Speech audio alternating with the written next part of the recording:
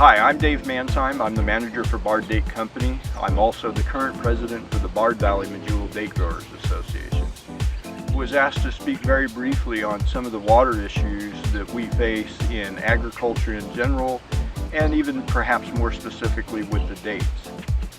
We farm right on the Colorado River, which is right behind me.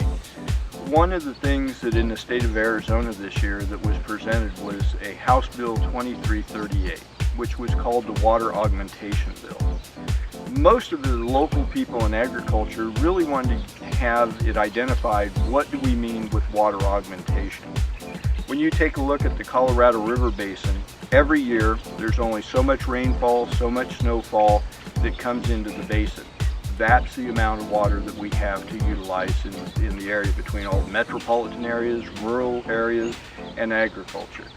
So we really need to understand what we're talking about when we say augmenting that water. So when we bring this on down to the local level, one of the things that we have to do is try and utilize the water that we are allocated in the most effective way that we can. The things that I'm going to be showing you today are really the ways that we at Bard Date Company are trying to change from flood irrigation to drip irrigation to utilize that water most effectively. This is an example of what we use as an in-ground monitor. There's two different probes that measure the soil moisture content, both at about 1.5 feet and one at 5 foot. And what we're doing is continually monitoring the moisture content of the ground so that we can adjust our irrigation schedule to have the best conditions for the tree possible. The reason I brought you to this area is this is one of the areas that we're doing a test in different types of drip irrigation systems and emitters. This is a pipe that brings the water into the drip irrigation, and you'll notice we have holes on either side of this where we're putting in pressure regulators or pressure monitors. If you look behind me, you'll see that we're using an in-ground tape on the block that we're currently at. The block that's right next to us in front of us, we're using microfan emitters. And the block that's in the far distance, we're using a normal emitter that's used in this area most commonly. The whole purpose of all this that we're setting up and the monitoring of the soil moisture is to try and find the most efficient way to deliver water to the tree. We're currently standing in front of a field that is flood irrigated, and this once again shows the total picture of the water and how the water in the local area and how the word augmentation affects us as a farmer or you as a consumer. You can think of it as, like I mentioned before, there's only so much water will fall, whether it's rain or snow, in the Colorado River Basin. So when you talk about augmenting, are you talking about bringing water from the Mississippi to this area? Are you talking about bringing water that's been desalted from the ocean back to the area? It's a zero-sum game. We as a group, as agriculture, as community leaders, have to use the resources we have most effectively. This is a 5.5-year-old tree. This is the second year that we've taken fruit from these trees. Before that, we'd trim all fruit arms and let the energy go back into growing a strong and healthy tree.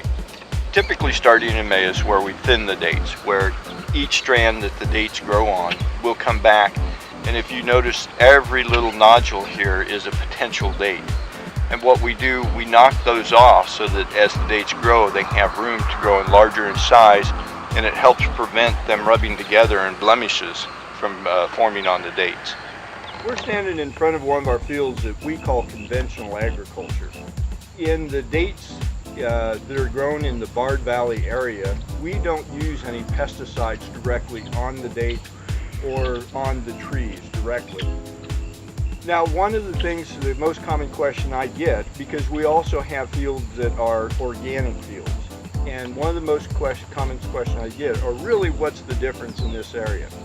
Because we don't use, and as we go through the packing process where we're putting these dates into the box, we don't add anything else or do anything to the dates other than spray them with water and roll and brush them so the dust is off. So what's the real difference? The example I give most people when I'm giving the farm tour is, on our field that is organic, we pay about $260 a ton for a certified organic chicken manure. On trees like this farm, I use a conventional steer manure that I'm paying $8 a ton. This manure that we use on these trees, it's trucked from about 8 to 16 miles away to feed these trees. The chicken manure comes from about 250 miles away. So our actual carbon footprint per pound of nutrients that we're feeding a tree is less on our conventional fields than it is on the organic fields.